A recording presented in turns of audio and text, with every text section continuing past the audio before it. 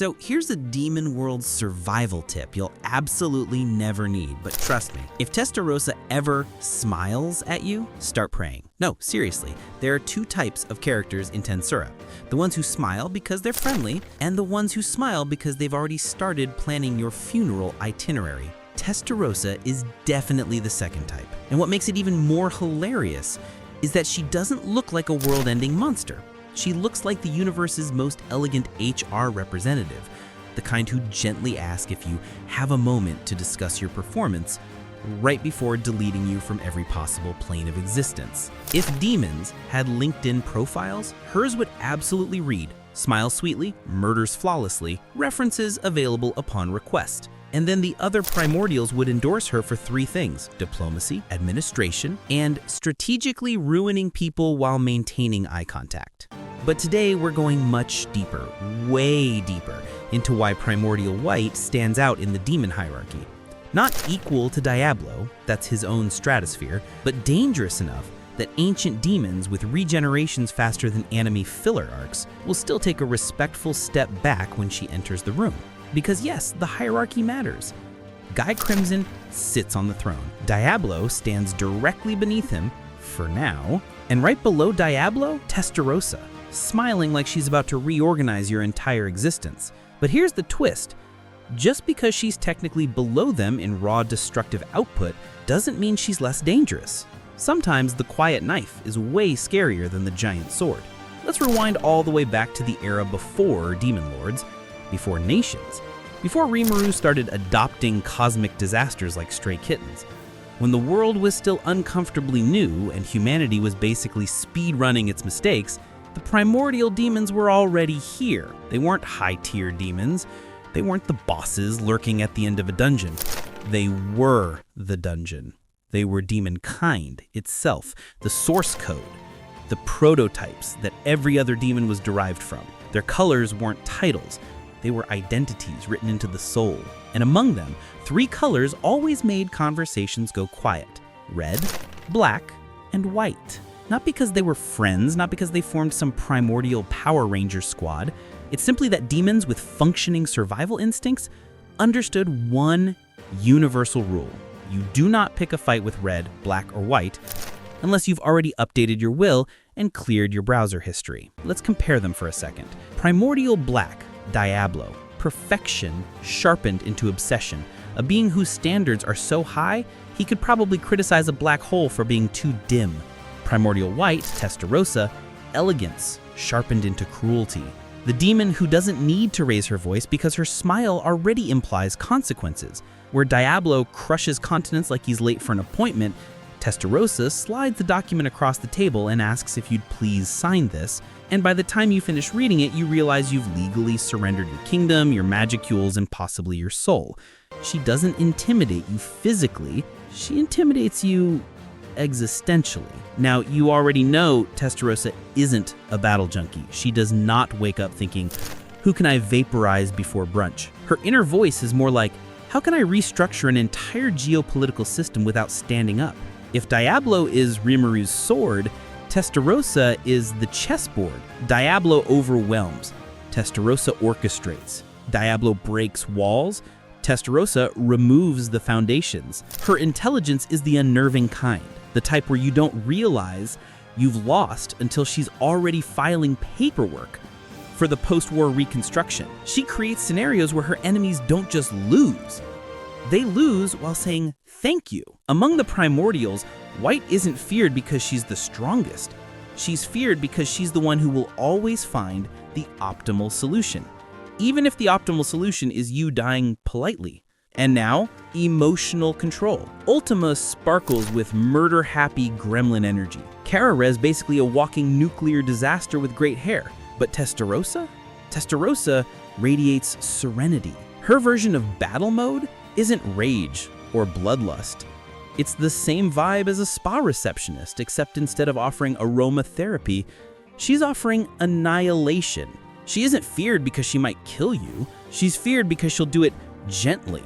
Imagine being murdered by someone who maintains perfect table manners. That's Primordial White. Let's talk actual battle ability. Because Testarossa isn't just smart, she's a monster. A very polite, well-dressed monster.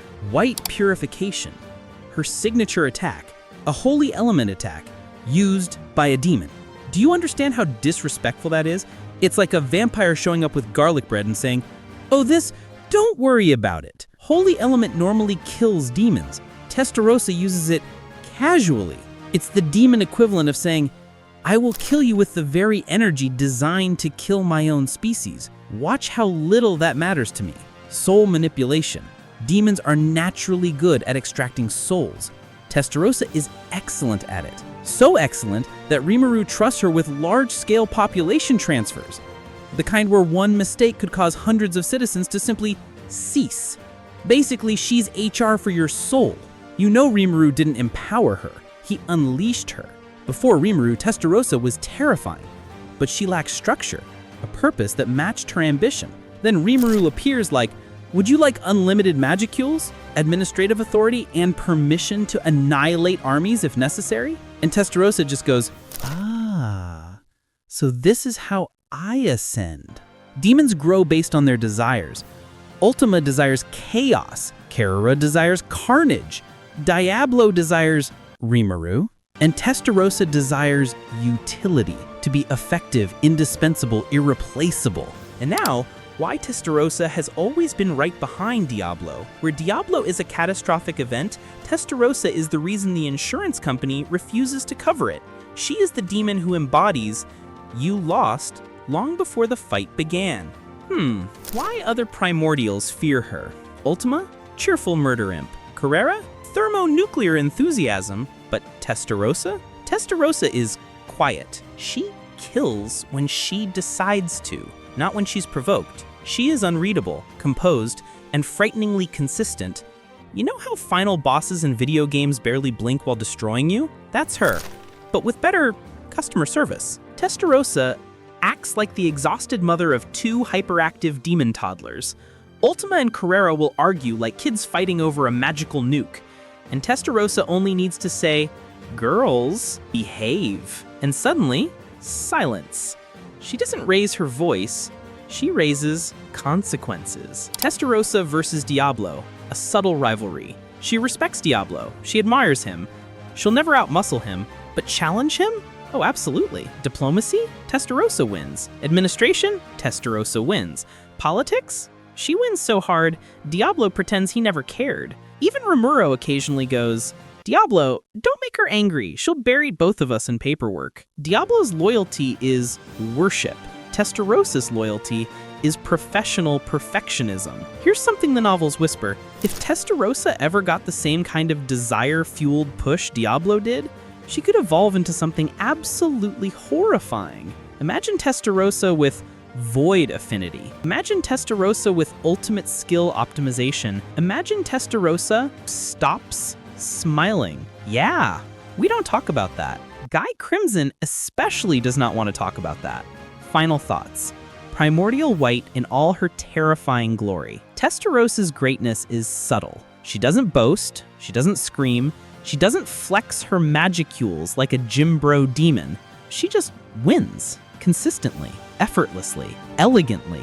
Primordial Black may hold the crown of raw might, but Primordial White, she is the one you never want sitting across from you at a negotiation table, smiling, pen in hand, already drafting your obituary in legal language. Because if Diablo is Rimuru's sword, Testarossa is his scalpel. One destroys, the other operates. Both can kill you. And that's why even in a world filled with dragons, demon lords, cosmic entities, and eldritch abominations, Testarossa stands as one of the most terrifying beings ever born. So next time someone says, Diablo is way above the other Primordials, just remind them that Testarossa is right there, quietly sharpening her diplomatic knives and preparing the paperwork that will end somebody's empire. If you want deep dives into Ultima's cheerful murder gremlin chaos, Carrera's thermonuclear hobby projects, or Guy Crimson's "I've been the strongest for 20,000 years and now I'm bored" energy, just let me know. Until then, stay sharp, stay curious, and if Testarossa ever smiles at you,